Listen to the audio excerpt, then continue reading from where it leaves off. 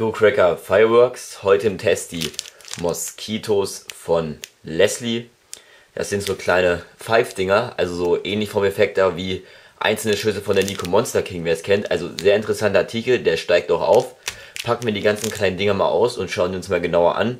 Die wird ja als vielen für Top-Neuheit für dieses Silvester 2014-2015 beschrieben. Also sehr geil. Jetzt habe ich mal aus der Verpackung rausgenommen. Wie man sieht, sind die kleinen Dinger sehr unscheinbar, aber ich sag euch, wer den Effekt schon mal gesehen hat, die sind eigentlich extrem krass. Die könnte ja auch sein, dass die nächstes Silvester wieder verboten werden, weil die halt öfters mal unkontrolliert hinfliegen. Aber mal sehen, ich teste sie jetzt für euch und viel Spaß.